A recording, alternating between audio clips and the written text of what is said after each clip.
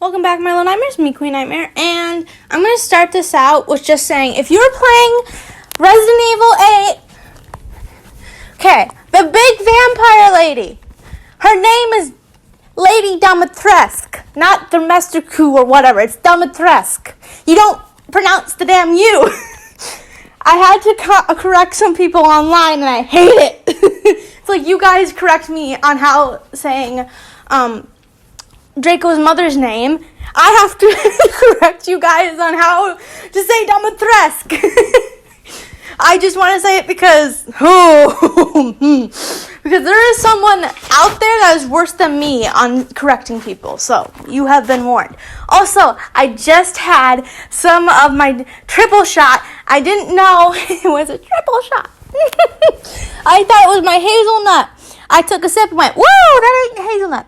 It's caramel. Darn it. I wanted my hazelnut, and all I have is caramel now for about 19 more days. So great. We love that. Okay. So, what was it? Yum, yum, yum, yum. Sorry, this one's going to only be one because of how long it is. Also, grab some tissues because I may have looked ahead to the last part of it, so you might cry. So, this is chapter 29? We're almost at the end of this. Kid you not. So, So if we're almost at the end of this and it's a crying part, let's hope it doesn't stay crying.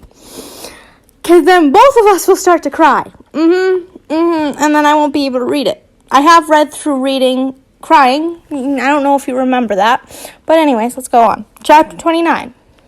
As the student body shuffled lazily into the great hall on the Monday following the Dark Lord's markings, Severus paid particular attention to the older members of each house. He was still not sure if he should be reassured or doubly concerned that no obvious attempts were made to join Voldemort.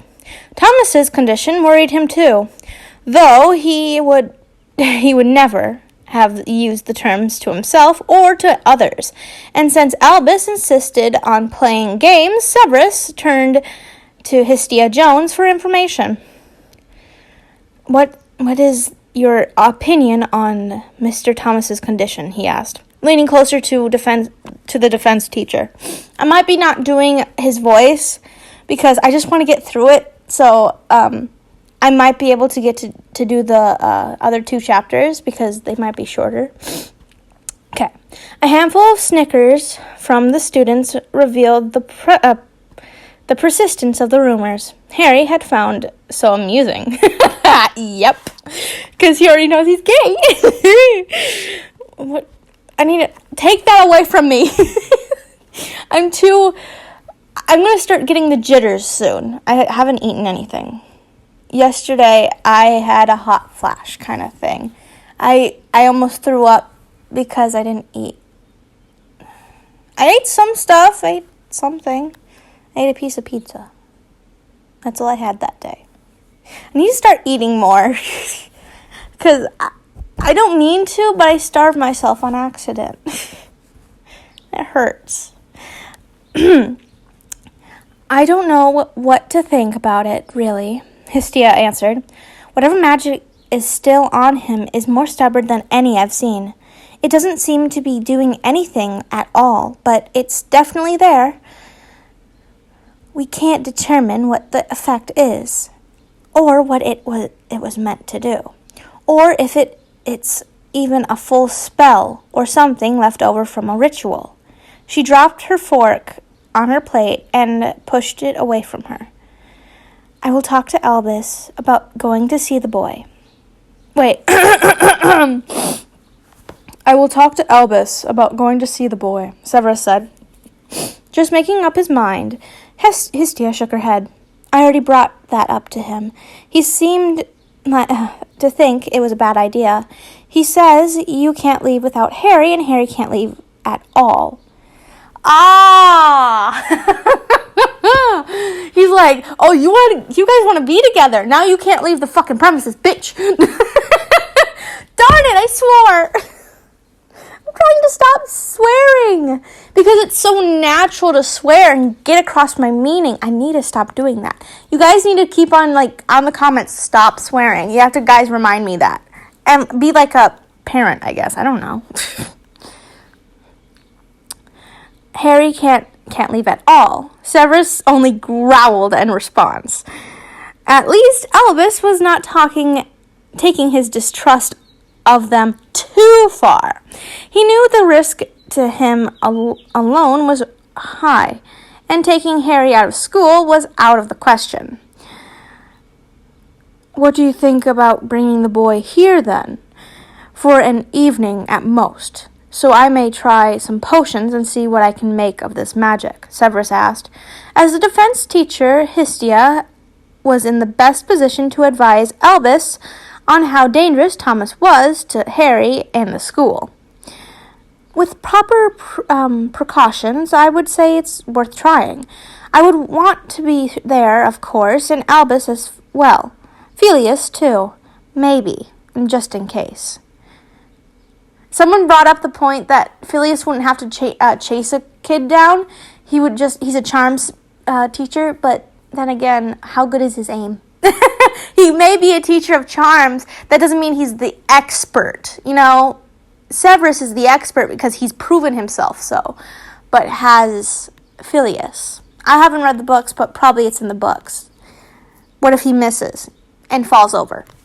That's my opinion. I think it's better to chase after a student, probably jump on top of them, and then probably use a charm then when you're closest to them. You know what I mean? Severus nodded in agreement, and Mr. Potter safely stowed in some far corner of the castle. Perhaps we could suggest it to Albus. I do not know how open he is to my ideas right now. You may tell him you already have my cooperation. Hestia agreed, and Severus' attention was drawn to the entrance of Knot. The boy slowed as he approached the Slytherin table, and Severus was quick to see why. The usual place left to him, the far end closest to the facility, was taken. That had been his de facto place since his return until now. Though nothing showed on his face, he appeared to make up his mind about something as his pace returned to normal, heading to the far side of the table. Severus wondered if he was going to force the boy currently there, an unremarkable third year, into moving for him. But before the issue arose, several of the fifth years shifted their seats without a word, giving him a place next to the rest of the sixth. In typical Slytherin style, the boy was allowed back into the Slytherin society, if not welcomed with open arms. Satisfied with the outcome, Severus reflected on the conversation the two had had the previous night. Though the question of exactly why Severus had stood by while the Dark Lords scared the boy did not come up. Knot had made it clear that he understood why Severus might have thought he wished to be marked.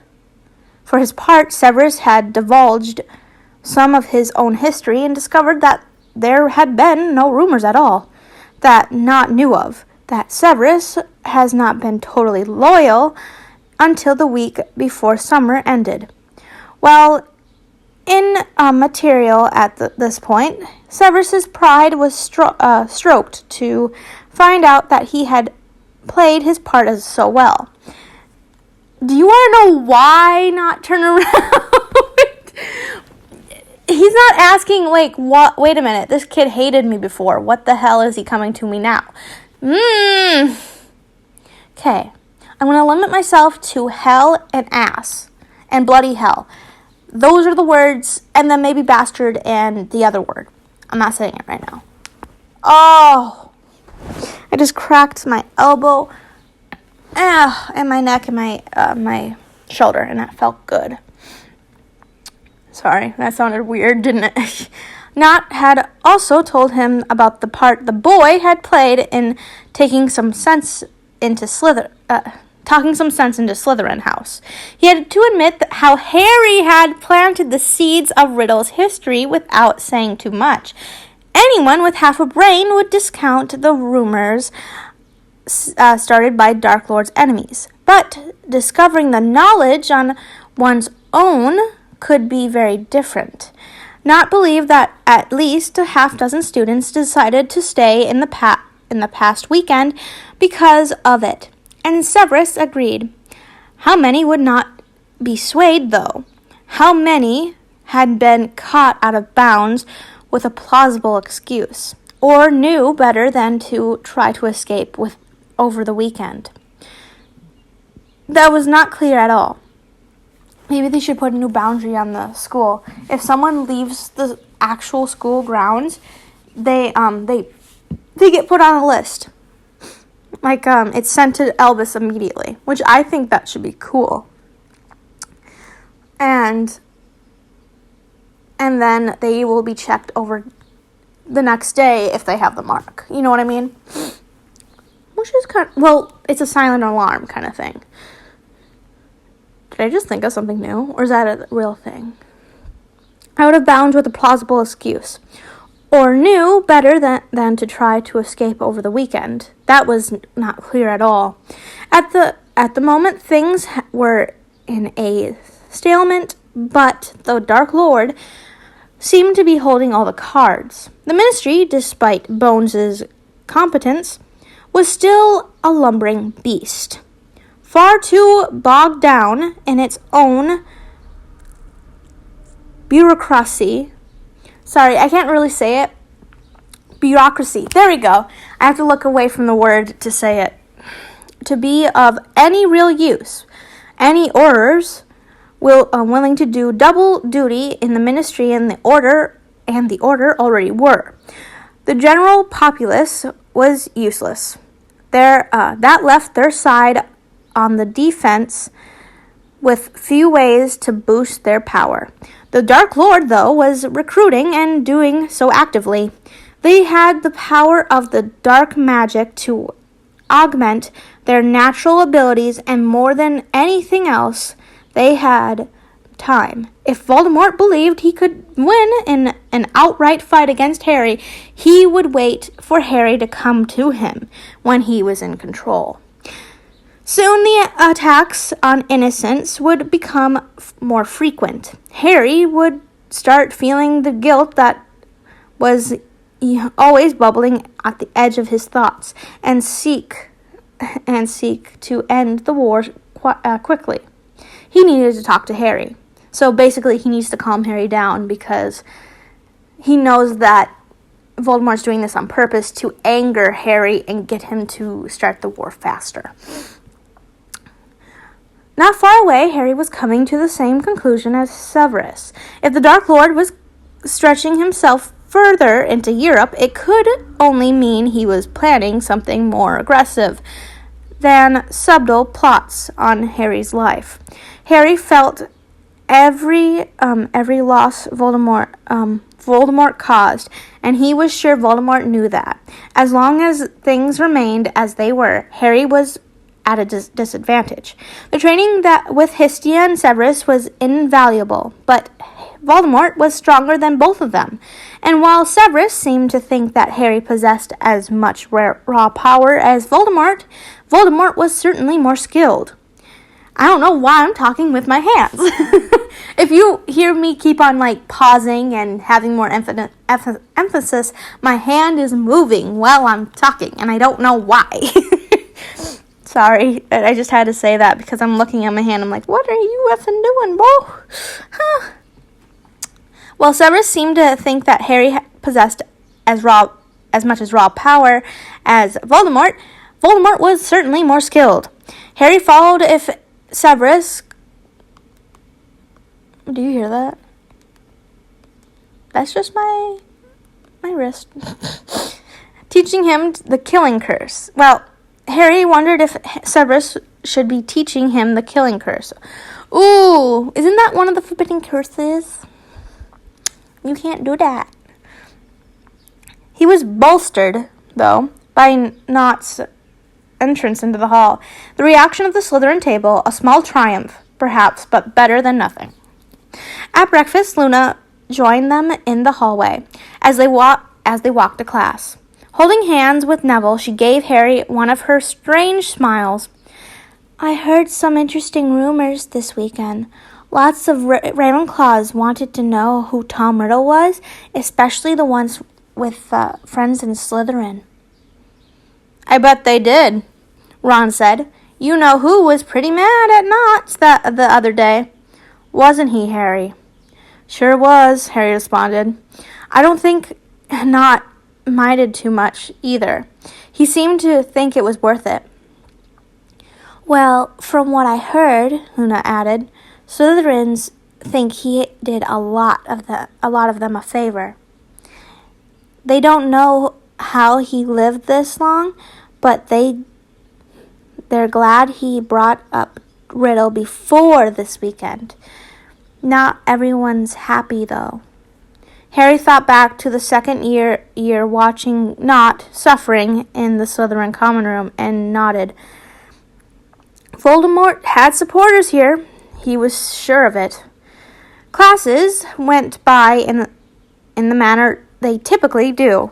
When one's attention is on anything but the material being studied, Harry spent most of the day wondering about whether or not his memories of the marking had been any help. Until Transfiguration, he had not been sure if anyone had even looked at them. After class, McGonagall assured him that she and Flitwick had taken a first look at them last night and would be doing a more detailed study that evening. Harry offered to help take notes, but as she had already promised Harry she would not actually view the memory. He trusted her to keep her word. Severus watched the students file out of the last class of the day, noting without looking directly at him that Harry was lingering, pretending to be searching for something in his bag. When they were alone, he waited to see if Harry wanted to stay in the classroom to return to his room. The glittering sheen of his invisibility cloak answered the question, and Severus led the way. Once his door was closed, Severus felt familiar arms around him. The embodied mouth pressed a kiss on his lips. As Harry's head appeared, Severus greeted him by pulling him into his arms and deepening the kiss. It was unusual for them to pass an entire weekend without being alone together. Ooh, saucy. And he found he missed Harry after only a few days. I missed you, Harry said. That is hardly surprising. My company is in high demand, Severus replied. He went into the kitchen as Harry sunk onto the couch. Your map is on the mantel beneath that hideous liqueur affair. He could hear Harry's laugh cover the sound of the young man rising to retrieve the parchment. Thank you, Harry called to him, and I'm glad to hear you think that thing's hideous. I didn't want to say anything. What is it? I don't know what it is. I have no idea. So I was like, what is it? Severus answered, returning to the main room with 2 teacups. Art, one presumes. Harry grinned and took a cup from him. Since you brought it up, is there a reason that you're all, art is so tacky is the word you are looking for, and it is mine only in so far that it has been thrust upon me over the course of several years. My cousin insists on buying me the ugliest pieces of trash she can find. The tragedy is that, as far as I can tell, she sincerely believes they are attractive. Really? Harry asked, gawking at the mother-of-pearl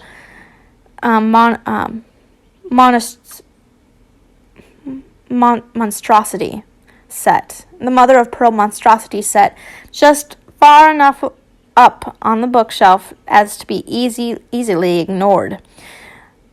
Why keep it out of if you don't like it? And here I just thought you had bad taste. My poor taste extends only to the company I keep. Unfortunately, she visits now and then and seems to have an inventory. Hoi! Hoi, I'm Temme. Inventoried. There we go. Everything she has ever forced on me. Inventoried. There we go. I was like, what the heck is yeah. Harry's grin warned Severus of an upcoming barrage of sentimentality. I assume you wish to hear about my housemate.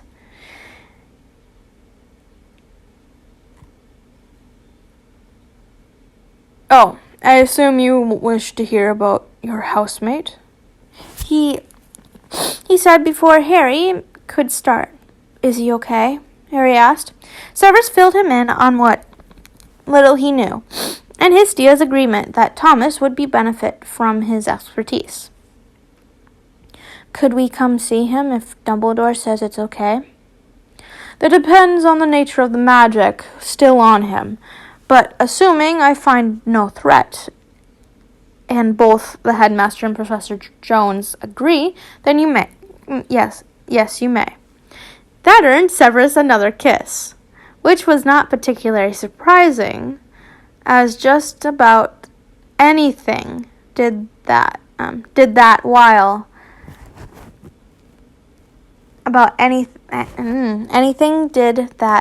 they were alone. Okay. That sentence did not make any sense to me, but I think what they're trying to get at is that's pretty much what they did when they were alone. There we go. I think that's what it was. When Harry pulled away, Severus could see the young man's nervousness in his eyes. Severus, can I ask you something? About us? Oh, fuck. Oh!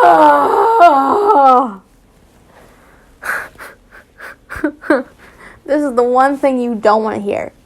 From your wife, from anyone you're with, we need to talk. Oh, fuck. Anxiety through the roof.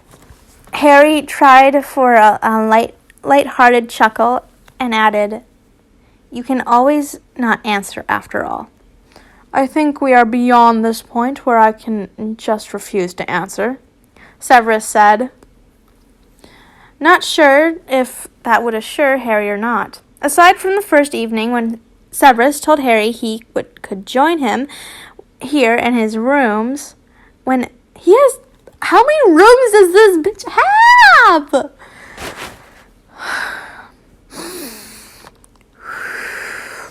Calm down. Take some triple shot, like this is gonna actually... Extra strength. 225 milligrams out of how big is this damn cup?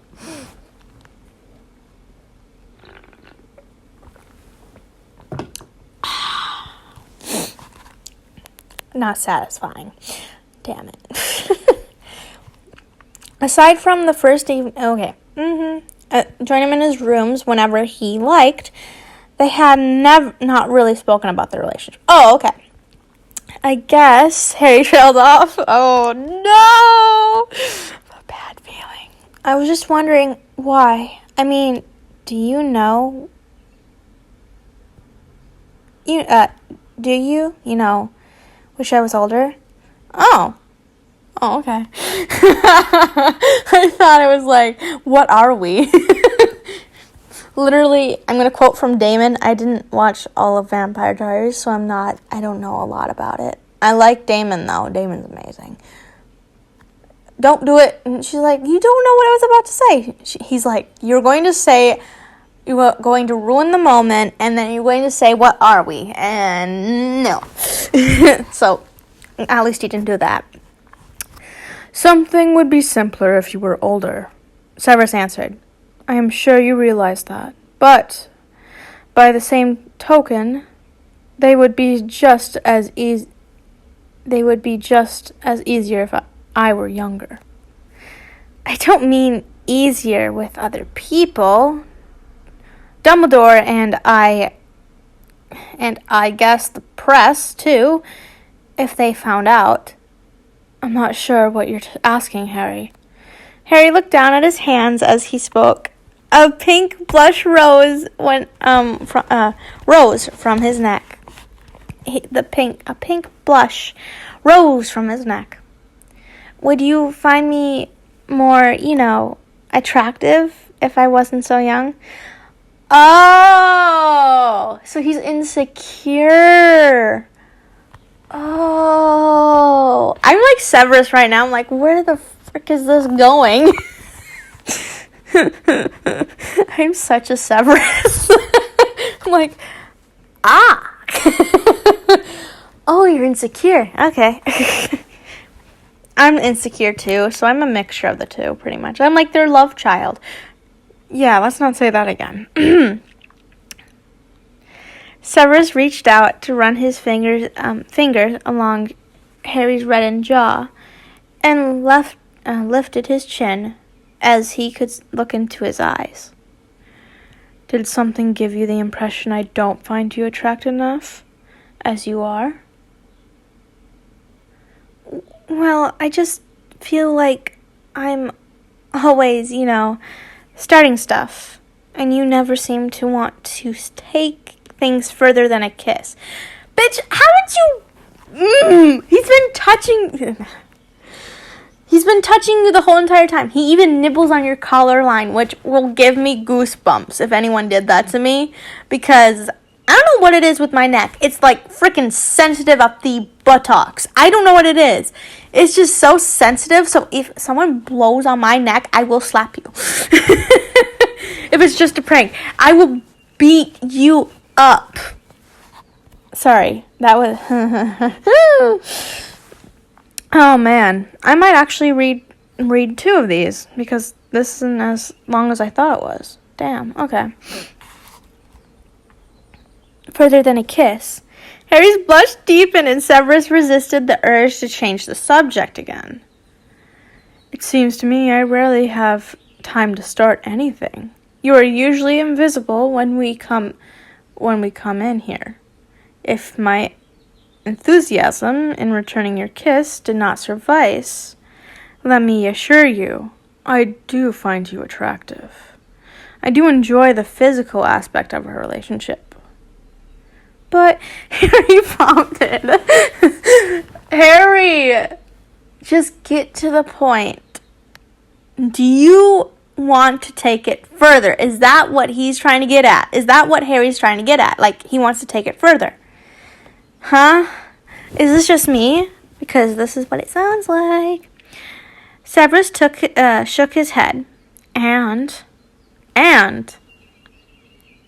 when the time comes, I am sure I will enjoy what comes next. Rather than watch him ruin his robes by picking at loose thread, Severus took Harry's hand in his.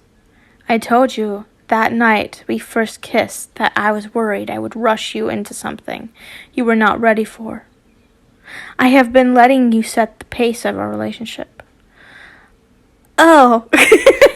Harry smiled at him, and he gave his hand a squeeze. The young man's blush returned in a rush as he spoke again. What if I don't know how to change, the pace?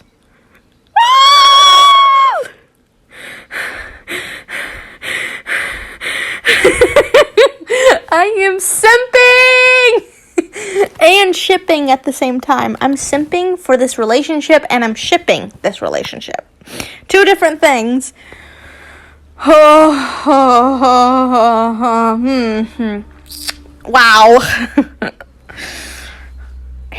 When Harry was asking, what Harry was asking was not lost on Severus, but he considered how to answer.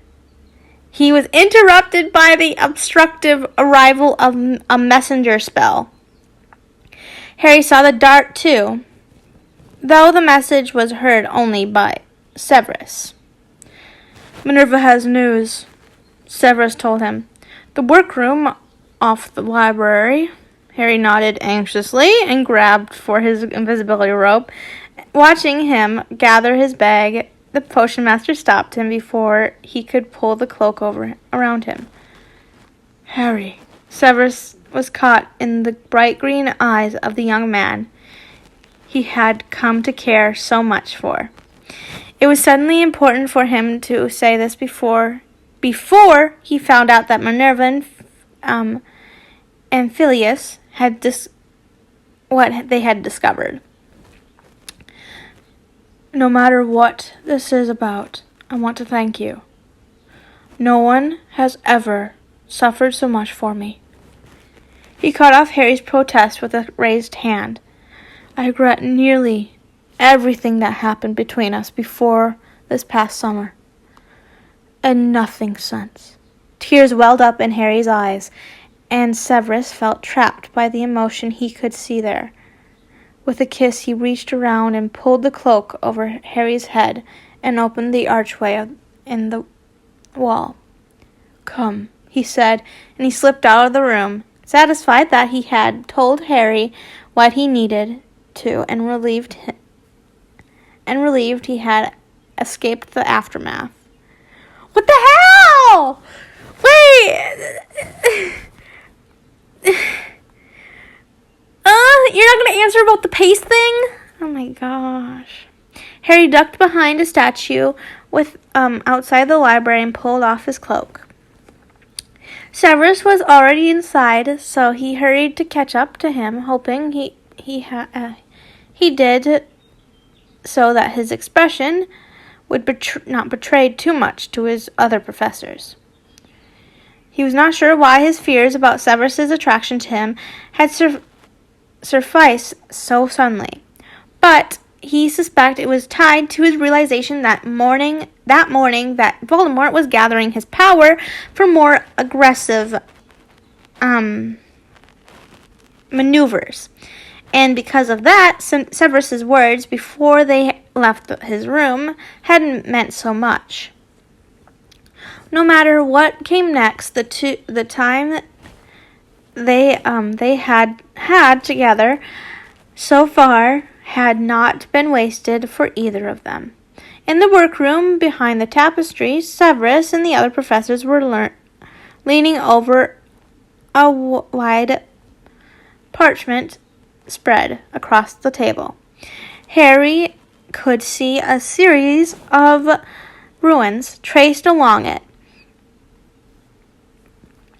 with notes beneath each in Hermione's neat handwriting. Letting the elder wizard's work, Harry went over to his friend. Well, Hermione smiled back at him, and his heart beat faster with anticipation of good news. They learned a lot. No one's ever done anything this complex before, which is hardly a surprise, so they're not entirely sure about some things. But I think they've worked out most of it. Can the mark be broken then? That was really all Harry cared about. He was not interested in discussing how innovative Voldemort's approach had been. They think so, but there are some problems. Mr. Potter, Miss Granger, why don't you join us? Professor McGonagall said, waving them to the table. As I was telling Professor Snape, Professor Flitwick and I believe we have isolated all the ruins. None are new to us, but he has used them in ways we have never seen. The good news is, Flitwick added, all the questions I had about the mark before are answered. This series of ruins accounts for all the things the spells did not. And the bad news? Severus asked with little inflection. We can see no way to remove the ruins without killing the Well, shit! No! I'll say it. We can see no way to remove the ruins without killing the subject, McGonagall said sadly. Nausea swept over Harry, and he stumbled into a chair. Severus was expressionless, but he knew the man would be mourning the same loss of hope he was. No, Harry said. That can't be right. There has to be a way. I'm sorry, Harry.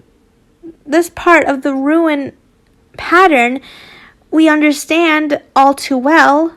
It's the same magic that Gringotts uses to secure dangerous artifacts. Any attempts to remove the ruins would be disastrous. I had suspected as much, Severus said, still masking his feelings. Thank you for all of your efforts. Perhaps Albus can find some use of this information still. He gave Harry an unreadable expression, his eyes dull, and Harry felt his insides retch. Making noises of agreement, Flitwick and McGonagall gathered up all the parchments. I'll stay here, Harry said, a half-formed thought passing through his mind. I don't feel like going up there now, he said in response to Severus's questioning gaze. With a nod, Severus left, followed by the other facility members. Oh, Harry, Hermione started, but Harry interrupted her. Voldemort could remove it, he said. I mean, I don't know for sure, but it would make any sense for him to not have a way to remove it, right? That's what started this whole idea. The part hasn't changed. What are you talking about, Harry? It's not as if we can ask him to just let Professor Snape go. Professor McGonagall is right. These ruins are like... She threw up her hands in frustration. It's like a door with a handle on just one side. Once it's closed, that's it. You can't get in unless you break the door down. And that would kill him. Unless you're on the other side. Harry reminded her. Or had a way to get inside without using the door. Hermione's eyes grew wide. Harry, you cannot be serious. Maybe if you could possess him, like completely possess him, and force him to cast the right spells, but we don't... I bit my tongue. But we don't know about your scar. To know we don't know enough about your scar if you can do this without killing Professor Snape. If you were marked, you might be able to break it yourself, but that's different. Harry sighed and kicked the table leg. Oh, that would hurt my foot. No matter what I do, no matter what shoe I have, if I kick something, I will hurt myself at the same time. I just have that type of bones. Ow! I'm having a stomach ache. Me. That hurts. Harry sighed and kicked the table leg.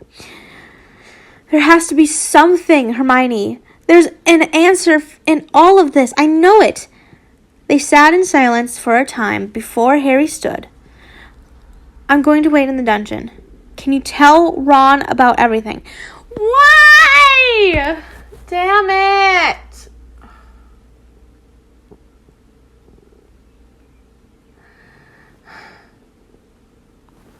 They're going to kill him. This is not good. Get ready for the tissues. We're almost at the end. Can you tell Ron about everything? He did not bother with any lights, preferring to sit in the darkness, stretched out on Severus's couch, staring up at the ceiling. It was just like the ruins hidden in the mark. The answer was in front of him. He just could not see it. Not quite. But as the evening slipped away, a few ideas emerged. Harry woke up with a stiff neck and an unfamiliar heavy blanket spread on top of him. His pillow was too hard, too. He, keeping his eyes closed and trying to regulate his breathing to mimic sleep, he tried to... he tried to mimic sleep. He tried to take in his bearings. Not an entirely poor attempt of subterfuge. Severus's welcome voice reminded him of where he had fallen asleep that night before. The difficulty, though, is the change of your breathing between when you wake up and when you decide to pretend you're still asleep. Harry pushed off the blanket and sat up, noticing that his robe and shoes were missing. Ooh, sexy. Though he was still wearing the clothes he had underneath. Ah, damn. I guess I'm not paranoid enough yet, then. How did you get my shoes off without waking me? Severus set his tea down and displayed his wand. It may have escaped your attention, what with all the excitement of your celebrity filling the past 6 years, but I am a wizard. Wow! Damn! Are you always this mean in the morning? Harry located his glasses and sat at the table next to the potion master. Batting his eyelashes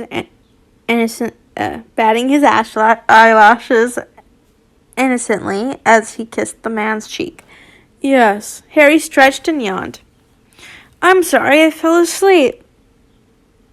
I thought you might like some company last night. Albus wanted to inform the order immediately. So there was something useful in all those ruins after all. Of course, Severus answered. If the right spell or spells can be found, you have a new weapon against the Dark Lord. Cast the right dispelling charm, shred the ruins, and the mark will do the Auror's work for them. I meant useful for you, Harry said, now concerned about Severus's vulnerability to the same kind of attack. There are more important issues at hand, Harry. Give up on this one and focus on what's more important. I'm not breaking my promise to you. And I told you not to promise anything, remember? Well, I did, anyway. Harry muttered. He ain't giving up, bitch. Anyway, halfway through charms, the 12 different thoughts Harry had going through his head all stuck in the same place. The prophecy had every encounter he had ever had, going back to the night his parents were killed. All came down to a scar. The scar and the bond were what made Harry so unique. Yes, he had power, but so did Dumbledore. It had all started with the bond. Harry realized it would end up too. The only question was how to use the scar without doing as much damage to himself as he did to Voldemort. And if that was not possible to make sure he did enough damage to take them both out. Take them both out. At lunch, he quizzed Hermione on the ruins and that protected the mark. All of her answers convinced him, as she had hoped, that trying to break Severus's mark would be fatal. The process, she explained, was simple enough. In unbinding spell cast across the proper area. Proper area would cause a return that would send the combined magic of all the ruins back into the person bearing the mark. No chance of survival and no way to reverse the effect once it was started. That was, after all, the point of those practical ruins. Satisfied, Harry let the matter drop. At the end of the meal, Severus rushed from the Great Hall while McGonagall strode over to their table. He told them that Dumbledore had invited the trio, alone with Neville and Seamus, to visit Dean up in his office. They all agreed, of course, and were soon on their way to the Gargoyle. "Hey, mate," Ron called as they all piled in the cluttered room. To Harry, Dean looked fine. His eyes certainly lit up upon seeing his friends. Harry gave them a cheerful wave, but then, when their eyes met, Harry saw a flash of red before the boy dropped to the floor, doubled over and clutching his head. "What the fuck?" I didn't do shit, boy. I would have my hands up in the air. Woo! I didn't do it. Actually, that was a good yawn. Damn. I need to have those more often. Okay. The sound he made was horrible, and Harry knew only Voldemort could cause the kind of pain that elicited such a cry. Harry went to rush forward, but was dragged back as Severus nearly tossed him into a chair and pushed his way to the suffering student. He was carrying a large case with him, and his wand was out as he and Pomfrey, whom Harry had not noticed earlier, began casting spells at Dean. "I can't find anything physically wrong with him, Severus," Pomfrey said, "and he's got no magical sickness that I can tell." "It's a curse," Severus said simply. "Where the hell is Albus?" Harry did not wait to hear her response. Instead, he sought his own answer. Gray and black shadows moved across the mirror like silhouettes. No! Sorry. He's using Dean! Oh, my little popsicle. Sorry. That sounded really loud. Headphone warning. Too late. Oh my gosh. Potter was there, but I cannot see him now. What about the spell, my lord? I hate Wormtail, so I'm giving him like the, "Oh, my lord," the typical piece of shit. Wormtail was groveling at his feet again. The putrid thing never stopped groveling. "I saw paintings of dead headmasters. They are in his office," he replied. Replied low to even think the man's name. "The wards are too strong to break entirely. If they had been elsewhere, Potter would be dead by now. We will have him soon.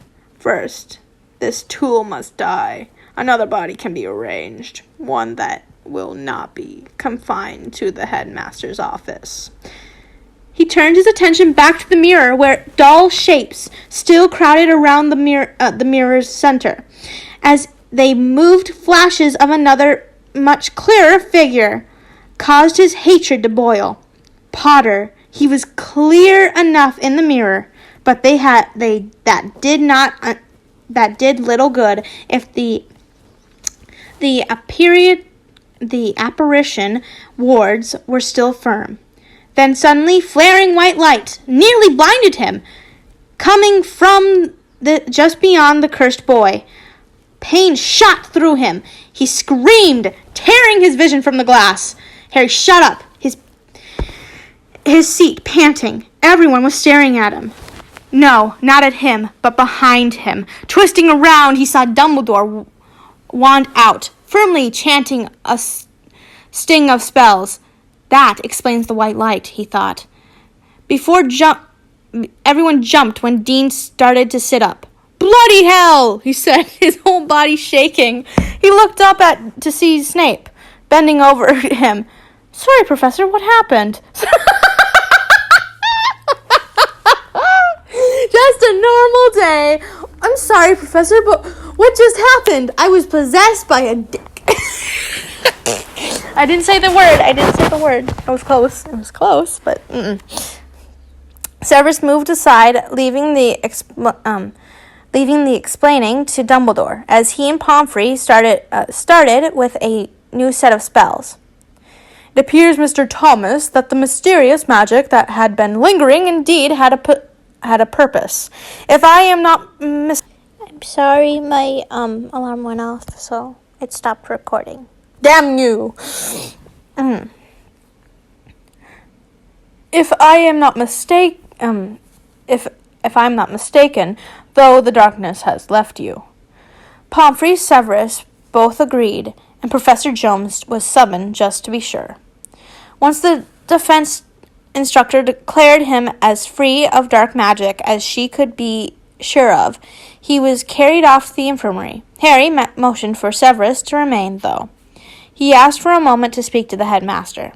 Knowing he was in for a lecture from both Dumbledore and, later, Severus, Harry confessed to his piece of spying and described what he'd seen.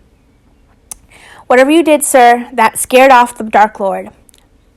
But he's going to try again. He seems to think it'll work outside the office.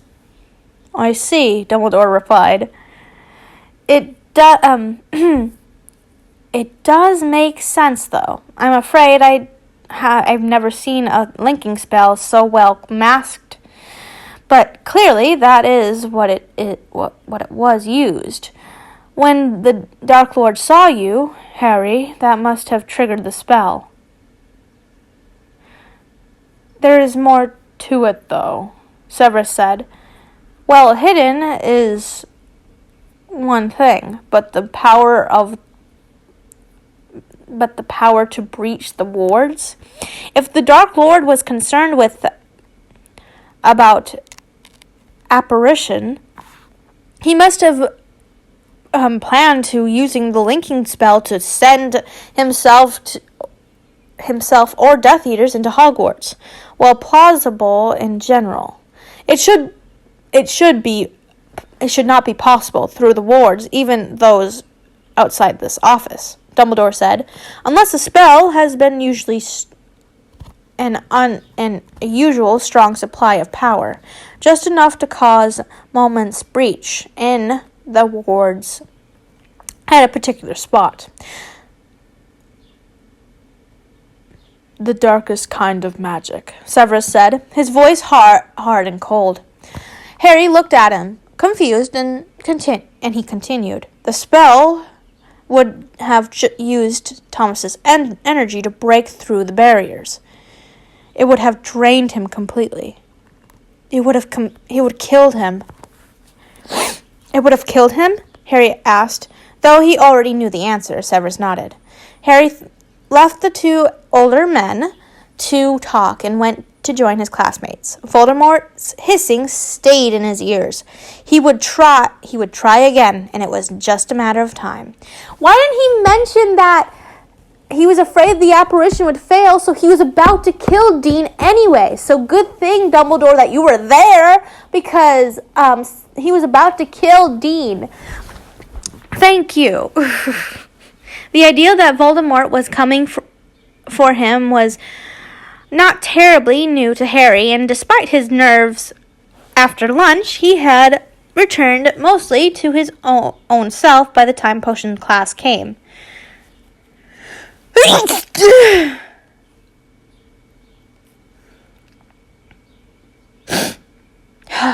thought I was going to sneeze again, so I had to wait a second. Watching Severus glide about the room, Harry felt himself less and less able to worry about the future. Severus's words from the night before were still with him, giving him a heady feeling. Heady feeling? What the fuck does that mean? Before class ended, Severus had completely asked him to visit his rooms after dinner. Harry probably would have anyway, but his heady feeling grew that... Heady feeling? What's heady? Is that an actual word? Is that just a mistype? Feeling grew when Severus had whispered the invitation. If you can, would you come to the dungeons after dinner? The question was simple enough, but with Severus, of course, the differences were subtle. Please see me after dinner sounded like a polite request, but it heralded a serious discussion, or additional defense lessons. It is used for order business and planning. If you can meant it was about them and just them. And Harry felt quite strongly that it was not used often enough. And deciding that if Severus was not worried overly much about the newest development with Voldemort, then he would not be either. Harry took only his cloak with him as he hurried to the dungeons after dinner. Severus was waiting for him, of course. As the wall solidified behind him, hanging the cloak, he looked fondly at the other man. He looked different than he had at dinner. He had combed his hair again? Ooh! You feeling special tonight, my dude? What's going on? I like to brush my hair from time to time, but then again, I break my hairbrushes easily because of how curly and impossible my hair is, so I have to brush it with my hairbrush wet. It's easier for curly hair to do that, so I suggest that. Anyways, yes, Harry thought he had, but that was not all. His robes were different. They were darker somehow, and finer. Dutifully, and hoping to get the subject out of the way quickly. Harry asked, Did you and the headmaster talk about anything I need to know? No, Severus said simply. We discussed strengthening the wards. We cannot duplicate the strength in his office's protection, but you should avoid people who are suddenly overcome by pain. But in truth, there is little to be done aside from what we are doing. Your combat training continues, and you will continue to move about the school with the care you have shown so far. Harry nodded, having come to much the same conclusion.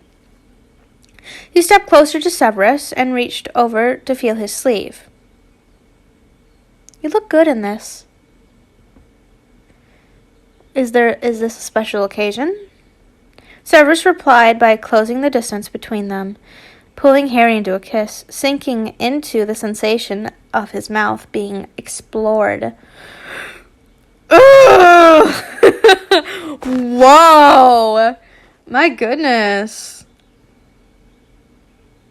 It reminds me of Knight's Tale. Do you ever get tired of putting on clothes because she's talking about going to the ball with him?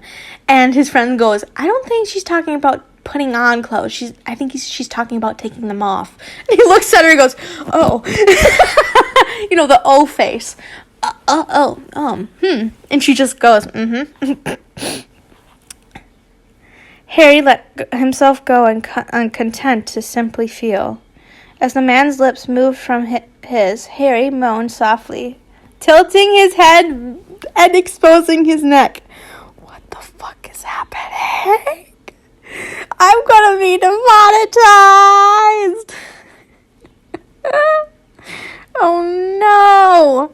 Oh my goodness. As the man's lips moved from his, Harry moaned softly, tilting his head back, exposing his neck. Severus had never been so aggressive, taking such liberties.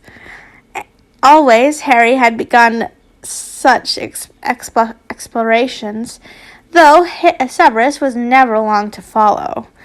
With a wave of his hand, Severus dimmed the lights. Wait, how far does this go?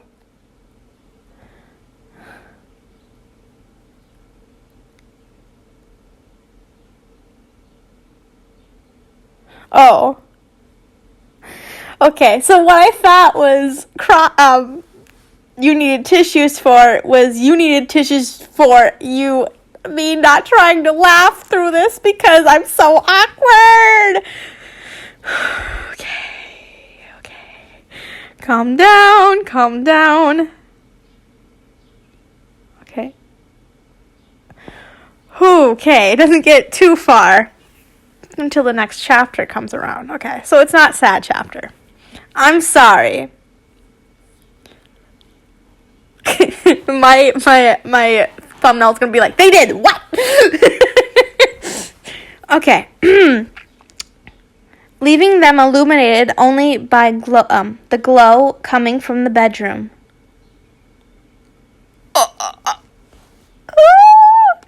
Harry turned to gaze at the bed surrounded by floating candles. How fucking fancy are you gonna get, boy? Sorry, I said the F word. Oh, I'm beating myself over this because my audience is 13 to 17, mostly for some of my videos. So I feel really bad for saying swear words because I'm being a bad influence. So, let's go on. Strong arms slid down his arms from behind, then crossing his midsection, slowly made their way back up. With a gasp, Harry felt them slip inside his shirt.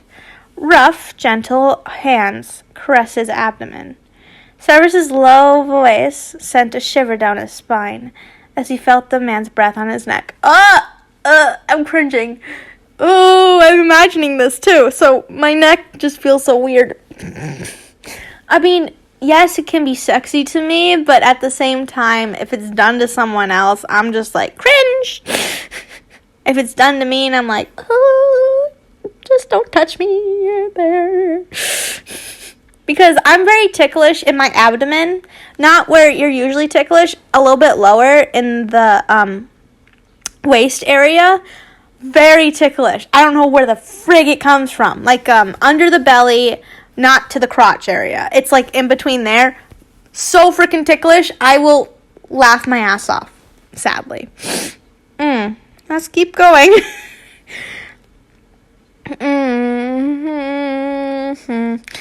With a man's breath on his neck. I was giving the impression last night that, well, you are not quite ready to take the lead. He trailed off, leaving Harry trembling at the possibilities left unsaid. The hands on him stilled, lifted so they were barely touching his skin. If I was wrong, the promise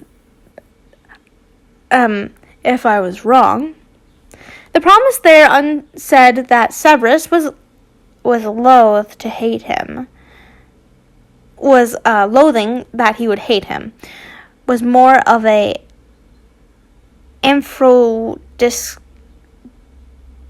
aphrodisiac with the nimble fingers that had so recently been teasing him. Harry shook his head. "No," he answered, leaning his head back until his came in contact with Severus's shoulder. "Not wrong." Then he could not speak. His earlobe was being sucked on by the warm lips while Severus's hand inched up his torso. The other hand started moving. Where? "Prepare yourself, brethren. Shit is about to go down, bish. Shit about to go down. Yummy." "Shit's about to go down, brothers. My OTP is back, beaches." No! Please don't say it. No. Just no. No. Don't tell me you have to go through all detail. I know they're very detailed in the story, but do you have to be detailed through the sex scene? Because you said there was no smut. That's what they said. They didn't classify it under smut. I'm just praying. Oh, okay. Oh, thank goodness. I saw how it started. How long is this one? Freaking A! I don't need to see that. I need to see... Oh, damn. Yeah, I'm going to end it here. And then, what is 31? How detailed is that one? Yeah, those are for next time. Okay, guys, I'm going to end it here. That was all one chapter.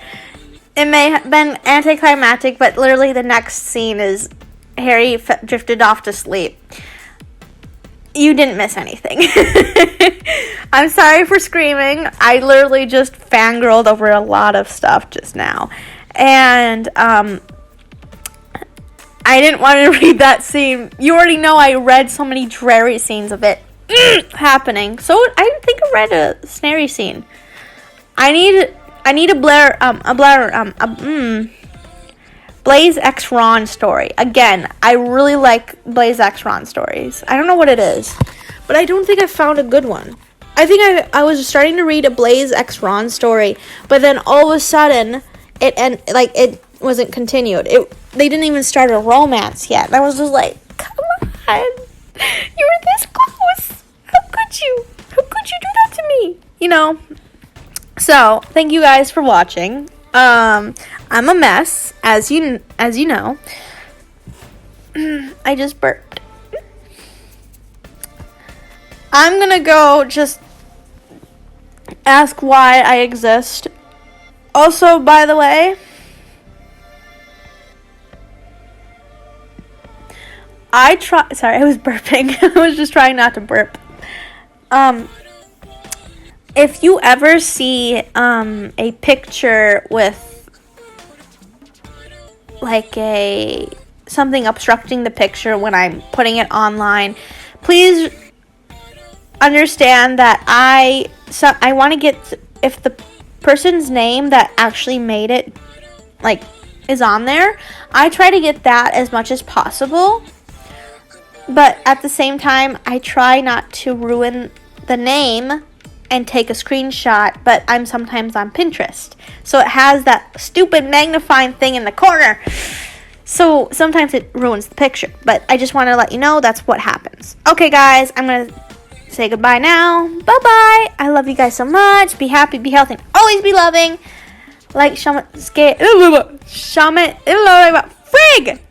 and subscribe. Put on push notifications. I love you guys so much. Bye bye.